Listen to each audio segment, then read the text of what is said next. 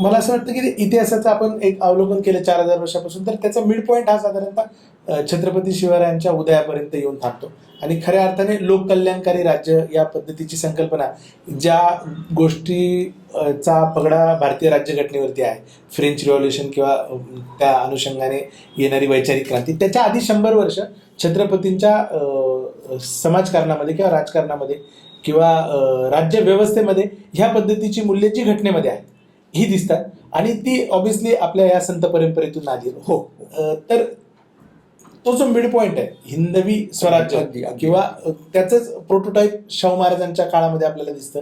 आणि त्याचा पण प्रभाव बाबासाहेबांवरती खूप होता, म्हणजे त्यांच्या विचारसरणीवरती. तर त्याच्याविषयी काय बोलतात? नाही, आता आपण जर छत्रपतींचा जर विचार केला ना, तर न्यायमूर्ती रानडे यांनी पहिल्यांदा हा विचार मांडला. म्हणजे त्यांनी काय केलं की मराठी सत्तेचा उत्कर्ष, राईज ऑफ मराठा पॉवर, हा कसा काय, म्हणजे शिवाजी महाराज अशा आभाळातून पडले की काय, असं नाही झालेलं. तर त्यांच्या मागे एक विचारांची परंपरा होती आणि त्या विचार परंपरेला त्यांनी महाराष्ट्र धर्म असं नाव दिलं. आणि ती ज्ञानेश्वरांच्या पासून सुरुवात तिची होती. आणि ती परंपरा बेसिकली ही समतेची परंपरा आहे. भागवत धर्माचं जर मुख्य मूल्य कुठलं असेल ना, तर ते समता हे मूल्य आहे. म्हणजे ज्ञानेश्वरांचा एक अभंग आहे, समता कावडी रे, समता कावडी रे. म्हणजे हा अभंग कुठला आहे तुम्हाला माहिती आहे की कावड घेऊन लोक जातात बघा एका तीर्थक्षेत्रातून, तिथलं पाणी घेऊन म्हणजे जसं काशीचं पाणी गंगेचं इकडं रामेश्वरला, तर त्या लोकांना कापडी म्हणायचे. म्हणजे अशा प्रकारची तीर्थयात्रा करायचे कावड घेऊन जाणारे. तर ज्ञानेश्वर म्हणतात की आम्ही पण तसेच आहोत, कापडी आहोत. आमच्या खांद्यावरती कावड आहे. ती कोणती कावड, तर समतेची कावड आहे. माझी नामामृत भरले आवडी रे. तर ही समतेचं जल आम्ही या सगळ्या इकडून तर तिकडं आणतो, तिकडून तर इकडं आणतो वगैरे वगैरे. आणि ते कुठपर्यंत चाललेलं आहे तुम्हाला, म्हणजे त्याची तुम्हाला अगदी वारकरी परंपरेची जर गोष्ट सांगायची असेल तर तुम्ही एकनाथ महाराजांकडे जेव्हा येता तुम्हाला असं दिसतं की ते काहीतरी गंगेचं पाणी घेऊन चालले होते रामेश्वरला. आणि तो थवा असतो त्या सगळ्या लोकांचा, एकटा कोणी जात नाही. म्हणजे 5-25 लोक एका वेळेला जातात. तर कुठल्या तरी एका वाळवंट्यामध्ये रस्त्यामध्ये एक गाढव तिथे पाणी त्याला तहान लागलेली होती आणि ते तडफडत होतं, त्याला कोणी पाणी देत नव्हतं. तर आयुष्यातून एकदाच आपण माणूस गंगेला जातो, ते सगळं आणतो, केवढं पुण्य मिळवायचं. पण त्यांना असं वाटलं की नाही, ते पुण्य क्षुल्लक आहे, याच्यापेक्षा कुठला तरी जीव त्याला आपण वाचवलं पाहिजे. तो प्राणी म्हणजे भूता परस्परे पडो मैत्र जीवाते, हे जे ज्ञानेश्वरांनी म्हटलं त्याचं प्रात्यक्षिक एकनाथांनी केलं की त्यांनी ते कावड खाली ठेवली, त्यातलं गंगेचं पाणी घेतलं आणि ते गाढवाच्या मुखात दिलं. तर हा मुद्दा फार महत्त्वाचा आहे की समतेची व्याप्ती तुमची कुठपर्यंत आहे, की चराचरापर्यंत.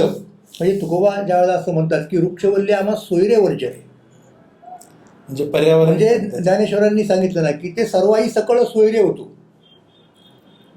हे भूतांच्या बाबत म्हटलं, ते त्यांनी अधिक एक्सप्लिसिट केलं की त्याच्याही पलीकडे जाऊन वृक्षवल्ली आम्हा सोयरे वंचरे, किंवा झाडे झुडे जीव.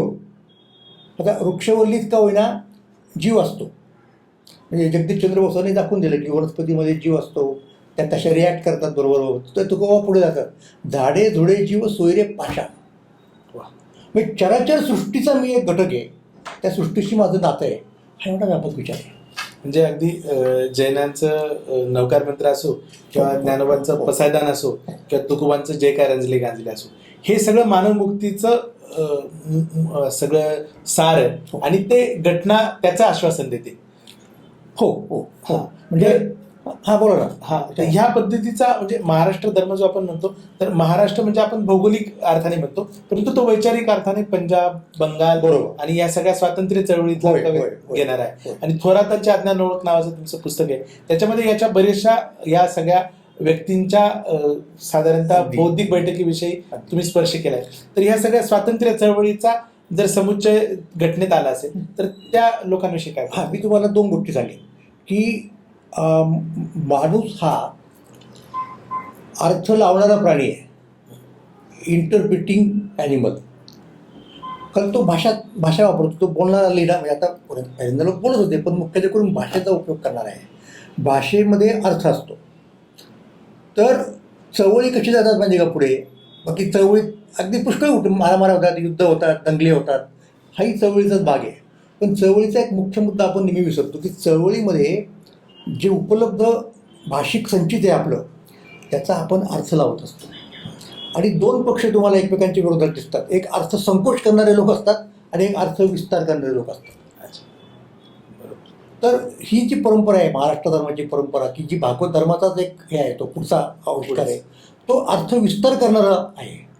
म्हणजे आता तुकोबा म्हणतात की झाडे जुडे जेव्हा सोयरे पाषाण, ज्ञानेश्वर महाराज म्हणतात की भूता परस्परे पुढं मैत्री जेव्हा ते आणि एकमेकात ते सोयरे होतो, त्याचं हे एक्सटेन्शन आहे.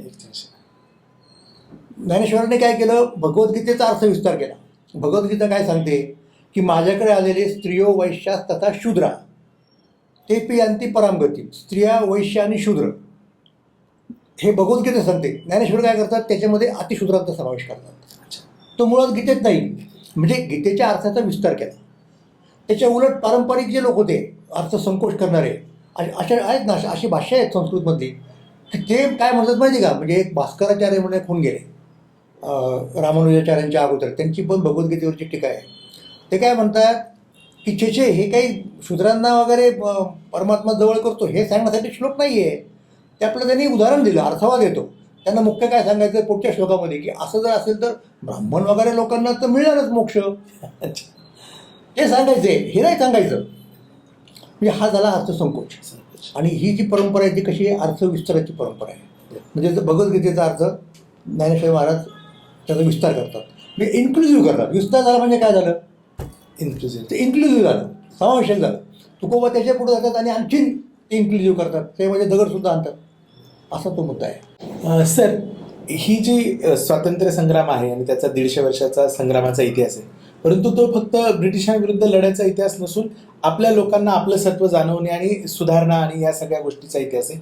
त्याचा परिणाम संविधानावर कशा अर्थाने झाला? मी असं म्हणतोय, म्हणजे माझा आता ज्याचा उल्लेख केला तुम्ही, महाराष्ट्राची लोकयात्रा हा माझा नुकताच आलेला ग्रंथ आहे. आणि त्या ग्रंथात मी असं दाखवायचा प्रयत्न केला आहे की संतांनी जी मूल्य दिली महाराष्ट्रातल्या, त्या मूल्यांप्रमाणे चालणारा त्यांच्या अनुयायांचा एक वर्ग होता, तो म्हणजे वारकरी संप्रदाय. आता 19व्या शतकाच्या सुरुवातीला मराठ्यांचं राज्य गेलं आणि तिथे ब्रिटिश राज्य आलं. ब्रिटिश राज्य आल्यामुळे काय परिणाम झाला त्याचा, बाकीच्या तपशिलात मी जात नाही, परंतु ती त्यांची औद्योगिक क्रांती अमुक तमुक या सगळ्या गोष्टीची आपल्याला कल्पना आहे. एक वेगळी व्यवस्था, अर्थव्यवस्था, विशेषतः उत्पादन व्यवस्था, त्याच्यामध्ये झालं असं की त्यांच्यामध्ये कित्येक वर्ष रेनेसा, एनलाइटनमेंट, रिफॉर्मेशन वगैरे इथून पुढे ज्या गोष्टी गेल्या, तर ते त्यांचं ज्ञान, ते त्यांचं विज्ञान, त्या त्यांच्या नव्या सामाजिक राजकीय संस्था या सगळ्या भारतामध्ये आल्या. आणि त्यांचा परिचय कोणाला झाला, तर त्यांचा परिचय जे इंग्रजी शिकले त्यांना झाला पहिल्यांदा, त्या पिढीला झाला. तर त्या पिढीतले लोक विचार करायला लागले की अरे हे जे आहे ते महत्त्वाचं आहे, यातल्या काही गोष्टी आपल्याला आत्मसात करणं भाग आहे. याचं कारण म्हणजे एक तर त्यातल्या काही खरोखर चांगल्या आहेत, आणि दुसरी गोष्ट म्हणजे आपल्याला जर टिकायचं असेल या काळामध्ये, तर आपल्याला त्यातल्या काही आधुनिक गोष्टींचा स्वीकार केला पाहिजे. याचं कोणाला वाटलं, हे नव्याने इंग्रजी शिकणाऱ्या लोकांना वाटलं. पण हे करताना आपलं जे पारंपरिक स्वत्व आहे ते सोडता कामा नये. आणि ते इतकं अकॉमोडेटिव्ह आहे की ज्याच्यामध्ये आपण या गोष्टी निश्चितपणे, तर त्या लोकांनी संतांचा आधार घेतला. मग त्यांच्या ज्या चळवळी आहे ना, सामाजिक चळवळी, त्या आपोआप धार्मिक चळवळी झाल्या. अच्छा. म्हणजे पहिले दादोबा पांडुरंग ज्यांनी परमहंस सभा काढली, त्याच्यानंतर प्रार्थना समाजाचे लोक म्हणजे रानडे, भांडारकर वगैरे ही सगळी पिढी थेट विठ्ठलाजी शिंद्यांच्यापर्यंत, आणि त्याच्यानंतर अर्थातच महात्मा फुल्यांचा सत्यशोधक समाज, या सगळ्या लोकांना आर्य समाजाचं वेगळं होतं, ते महाराष्ट्रातल्या माणसांनी काढलेलं नाही. अच्छा. ते दयानंद त्यांचा वेगळा मुद्दा आहे. तर ह्या तिन्ही लोकांच्यासाठी म्हणजे बघा की प्रार्थना समाजाचे लोक तर स्वतःला नवभागवत म्हणून घ्यायचे, म्हणजे भागवत धर्मातच हे आधुनिक रूप मानायचे. पण त्याच्यापेक्षा इंटरेस्टिंग गोष्ट अशी आहे, या ज्या तिघांची मी नावं घेतली ना, त्या तिघांसाठी विशेषतः तुकाराम महाराज म्हणजे त्यांचे फ्रेंड, फिलॉसॉफर आणि गाईड होते. तिघांसाठी म्हणजे सत्यशोधक समाज असेल, प्रार्थना समाज आणि या परमहंस सभा असेल. आणि याच्यातून तुम्हाला हे दिसते, म्हणजे जसं आपण म्हणतो की ज्यू लोकांच्या मधून ख्रिश्चन धर्म निघाला, ख्रिश्चनांच्या मधून इस्लाम निघाला, म्हणजे पुढचा टप्पा, तसं प्रार्थना समाज, परमहंस सभेतून प्रार्थना समाज आणि नंतर सत्यशोधक समाज. किंवा आपण हा जो आधुनिक शाहू फुले आंबेडकर तो नंतर आला, नंतरचा. तो नंतरचा आहे. हां, तर ही अशी परंपरा आहे. तर त्यांनी ती मूल्य सगळी घेतली आणि आधुनिक पद्धतीने ती मांडली. म्हणजे संतांची परंपरा ही सुधारकांनी सुरू ठेवली बरोबर. पुढे. बरोबर. आता दुसऱ्या बाजूला काय बघतो आपण की ज्यांच्याकडे ती जबाबदारी आली होती आणि ज्यांनी काही शतकं ती सांभाळली ते वारकरी संप्रदायाचे लोक. वारकरी संप्रदाय हा बेसिकली ग्रामीण भागात असल्यामुळं त्यांच्यापर्यंत इंग्रजी विद्या गेलीच नाही. अच्छा. त्यामुळे त्यांनी जे कार्य करणं अपेक्षित होतं एरवी अर्थ विस्ताराचं ते त्यांच्याकडून घडलं नाही. ते त्या संप्रदायाच्या बाहेर असणाऱ्या लोकांच्याकडनं घडलं. असा तो इतिहास आहे. म्हणजे ही जी संविधान दिंडीचा उपक्रम आहे, हा हा उपक्रम खरं तर 150 वर्षांपूर्वी सुरू व्हायला पाहिजे. त्यांच्या बरोबर ना, त्यांच्यामध्ये संत आले, त्यांच्यामध्ये सुधारक आले. बरोबर. आणि मग त्या धर्मसुधारणेच्या अंगाने सामाजिक राजकीय सुधारणा करू इच्छिणारे जे लोक होते, जसे रानडे होते उदाहरणार्थ, तसेच शाहू महाराज आहेत. बरोबर. ते काय करतायत, ते शंकराचार्यांचं एक पीठ निर्माण करतायत. ते कशासाठी करतायत हे लक्षात घ्या. तीच गोष्ट बाबासाहेबांची आहे. बाबासाहेब त्या पुढे जाऊन या संत वगैरे लोकांची जी मूल्य आहेत ती असं मागे जाऊन शोध घेताना त्यांना काय दिसतं, त्यांना दोन त्याचे सोर्सेस दिसतात. एक उपनिषदांमधला ब्रह्मवाद आणि दुसरं म्हणजे बौद्ध धर्म. बरोबर. तर त्या उपनिषदांमधल्या ब्रह्मवादाचं ते हे करतायत, म्हणजे डेफिनेटली ते त्याची स्तुती करतात, त्याची प्रशंसा करतात, पण त्याला प्रॅक्टिकल व्हॅल्यू नाही आहे. कारण मग ती कुणीतरी तिथे माया आणली, तो वेगळा मुद्दा. मग ते बौद्ध धर्माकडे वळतात आणि त्याचं पुनरुज्जीवन करतात. बरोबर. आणि मग ती मूल्य आपल्या घटनेमध्ये प्रतिबिंबित होतात. म्हणून म्हणून म्हणून मी असं त्यात म्हणालेलं आहे की या सगळ्या महाराष्ट्राच्या लोकयात्रेचं पर्यवसान बाबासाहेबांच्यामुळं आपल्या राज्यघटनेचं आहे. राज्यघटनेचं एक्झॅक्टली. आणि ती कल्मिनेशन आहे. बाबासाहेबांनी जे मूकनायक सुरू केलं त्याच्या शीर्षभागी तुकारामांचा आणि बहिष्कृत भारताच्या शीर्षभागी ज्ञानेश्वरांची ओळी. आणि त्यांच्या इरुसुद्धा भाषणात लेखनात तुम्हाला किती. तुम्हाला एक गोष्ट सांगू का, त्यांनी सविताबाई कुबेरांना जी पत्र लिहिली ती प्रेमपत्र आहेत. अच्छा. आणि त्याच्यात ज्ञानोबा तुकोबांना उद्धृत करतात ते. वा, क्या बात आहे. म्हणजे बरोबर.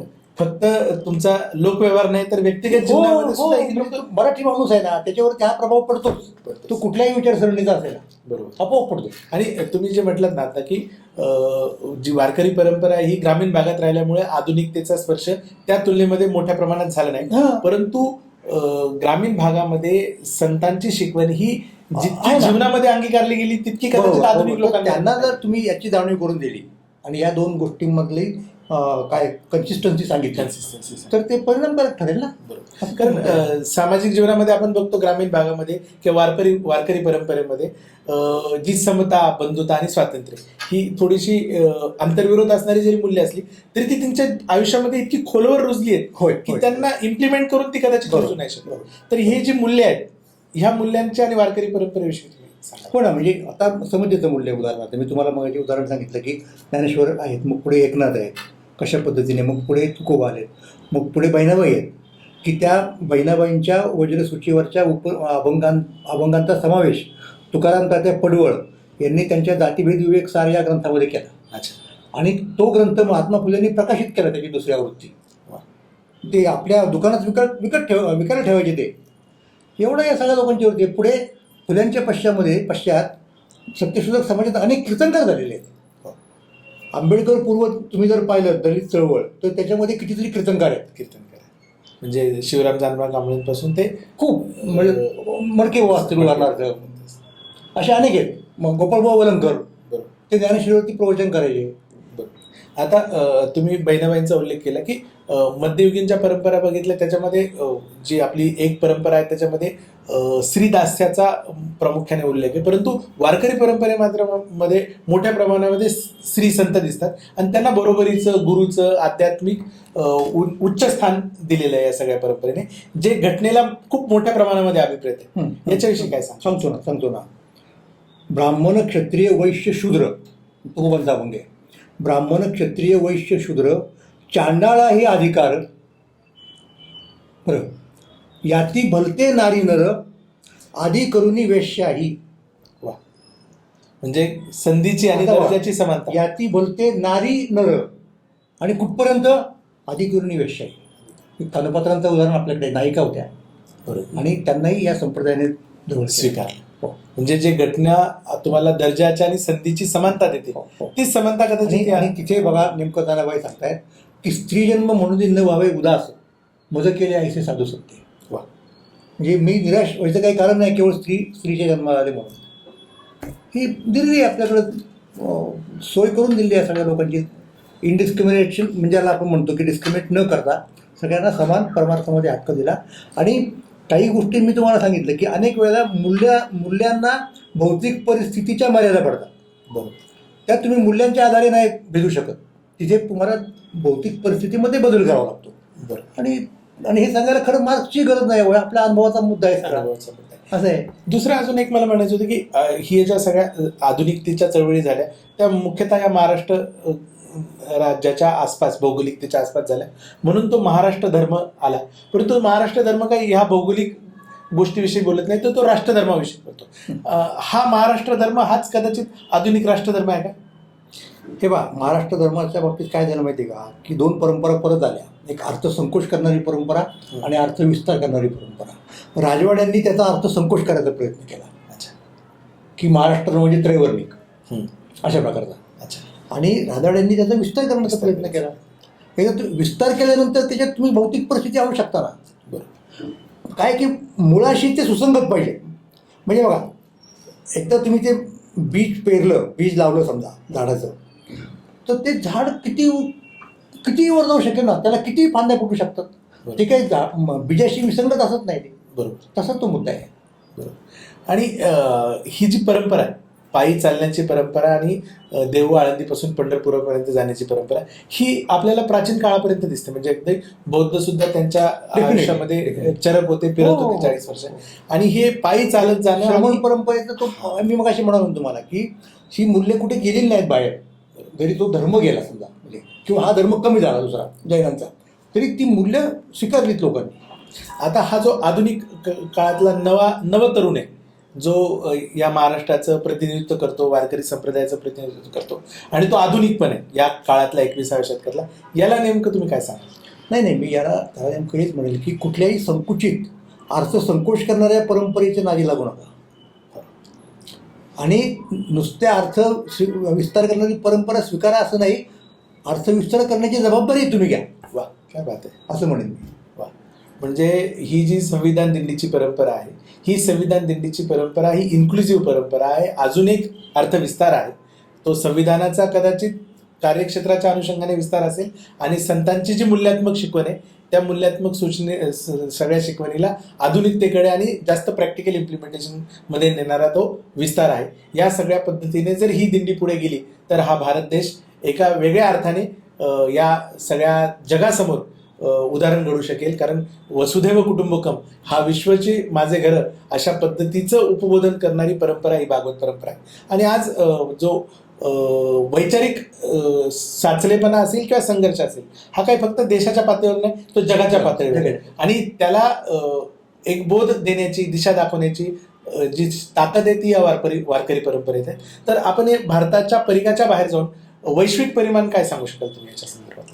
नाही, वैश्विक परिणाम जे झाले ना अलीकडच्या काळामध्ये, त्याचं मुख्य कारण जे आहे ते आर्थिक कारण आहे.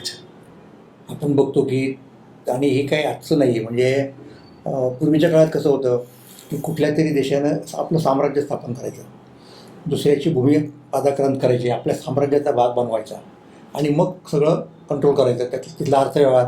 जसं ब्रिटिशांचं साम्राज्य अलीकडच्या काळातली गोष्ट. म्हणजे दुसऱ्या महायुद्धानंतर ते चित्र बदललं की तुम्ही त्या पद्धतीने साम्राज्य करू शकत नाही तयार. मग कुठली पद्धत, तर तुम्ही तुमच्या देशात बसून तुम्ही एक विशिष्ट अर्थव्यवस्था असा हे करू शकता, त्याचं नेटवर्किंग, की जेणेकरून सगळे लोक तुमच्या अंकित होतील. तसंच झालं पुढे. इंग्लंड मागे पडलं आणि अमेरिका आली, पण अमेरिकेने कुठलीही भूमी पादाक्रांत केलेली नाही. त्या अर्थाचं साम्राज्य नाही, ते वेगळं साम्राज्य आहे. ते कोणतं? त्या अर्थव्यवस्थेचं साम्राज्य आहे. आणि त्याच्यातनंच पुढचा टप्पा म्हणजे ग्लोबलायझेशन आहे. तर वसुदैव कुटुंबकम हे फक्त आर्थिक अंगाने जर होत असेल तर ते तुम्हाला मानवी मूल्यांना कुठेतरी ते छेद देते असं दिसेल.